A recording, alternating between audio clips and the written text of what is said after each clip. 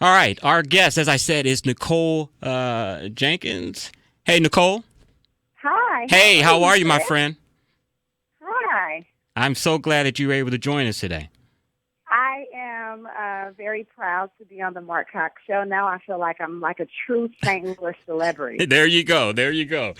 Hey, I was telling people in the first hour a little bit about you that you've got a foundation that you have started where you are rehabbing homes in your neighborhood that you grew up with. I also told the audience that you're a TV star, radio star.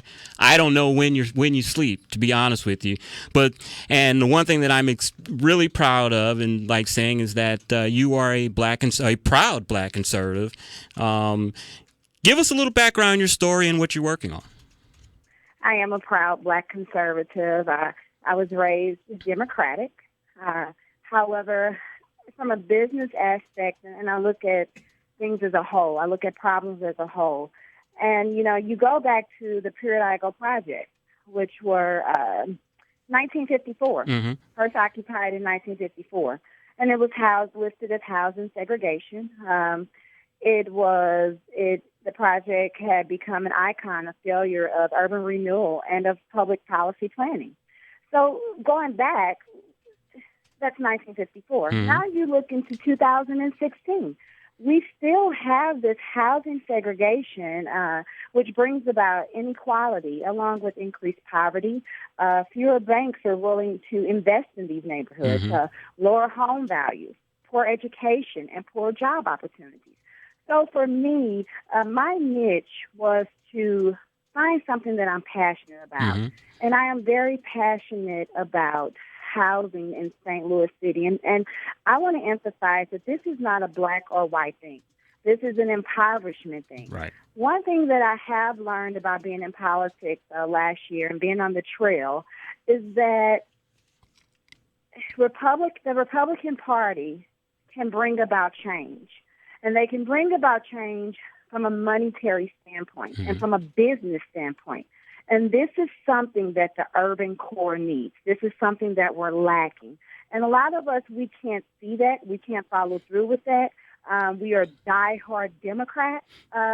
However, we need to open up our eyes. And me being an educated minority woman whom was raised Democratic, I think that it's very important for me to educate those that reside in the urban core and really speak to them about identity politics, about the voting process, Mm-hmm. about who can help you and who cannot, and try to raise them out of poverty because we all are equal. What type of response are you getting, and what type with your project, and what type of response have people been getting when they find out that you're with the wrong party? Well, guess what? There is no right or wrong party. The wrong party is the party that's not going to help. And I'm just going to put this out there, and this is not to low blow anyone. Mm-hmm. But when you talk about poverty, you think of St. Louis City. Right. The most poverty in St. Louis is St. Louis City. And it's certain pockets that are more poor than others, but we do have it. But now, St. Louis City is made up of a Democratic Party, correct? Correct.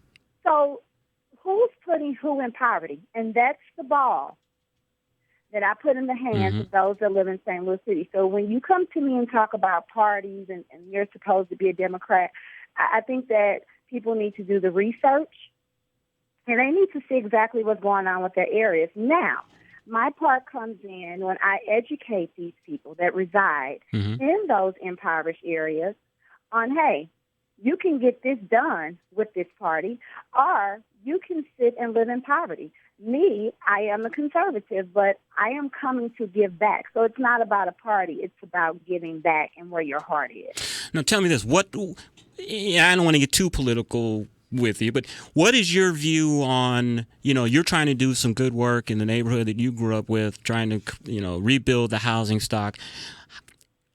And conservatives, we are for growth and all that type of stuff, but how does it make you feel that the city of St. Louis is going to be going to the city taxpayers for $80 million to pay for a soccer stadium when you have parts of North St. Louis that look like after World War II, and they always talk about there's no money to tear down any of these abandoned buildings? I mean, does that bother you, or? Chris, it does bother me. I look at this soccer stadium that they want to build, and I say, how much money can it bring to the city? How many jobs can it bring to the city? So I'm going to cover all bases before I open my mouth and say, oh, I am against it. However, with the way St. Louis City is, I don't think we should be bringing anything to St. Louis City until we can get the crime down, the education up, and the housing conditions up. I think that people are lacking, and until you can provide jobs. Now, on the flip side, will that soccer stadium provide enough jobs to bring people out of poverty? And I'm not saying a job as a cook. Right. I'm saying a job where a person can have their money, where they can send their kids on vacation, or they can pay a mortgage that's $500 or $600. Will it provide that? Because right now, people are poor in St. Louis City. They're in the danger zone. And ground zero, if they haven't got out there with ground zero to really look and see what's going on, then the politicians in the city, they're missing something. And I'm coming for politicians. And it doesn't matter who you are. I am going to educate people that live in impoverished areas about identity politics, starting in 2017. We got about a minute left. Tell people a little bit about your TV show, Back on the Block, and if any wanted to contact you to help out, with labor or with money, tell them how they can get a hold of you or your organization. You can always come and help Back on the Block with labor. I need labor. I need people from all over, and the responses have been great. I have 10,000 viewers. My show is on ABC 30. 12:30 a.m. on Sunday mornings. I run off of donations. I am a charitable foundation. It is a housing charitable foundation. In order to get a house from Back on the Block, you have to put your blood, sweat, and tears. You have to volunteer 4 hours out of the month. So you just ain't giving the houses away. They got to put a little sweat equity in there. You just don't give a house. Okay. You just don't get a house. However, your mortgage will be low because I hold the lien to it. And your mortgage will be no more than $450 with taxes included. I'm starting this whole all-electric housing project, so your house will be all-electric. You will have one bill besides your water, trash, and sewer. And I'm bringing you out of poverty so you can see your money. Also, a big announcement, I am going to give a shout-out to the Democratic Party. Jamila Nasheed has been working with me. I will be certified as a minority contractor in St. Louis City, which is huge because I will be doing development. I don't have a problem with that kind of bipartisanship at all. I love that. I am a bipartisan woman. This is what I do. I am St. Louis, and I love my city, and I will not let go. But I am a tough conservative woman, and for those that are listening, I am a minority, and I am deeply embedded in St. Louis City, but I am tough. So I will come for you. Well, you're a dynamo. You are a good face for conservatism nationally and here in St. Louis. And I just want to say that I'm proud to know you, and I'm happy that you made a few minutes out of your busy schedule to tell us about the great work that you're doing. And Chris, one more thing. Yes, ma'am. I love you dearly.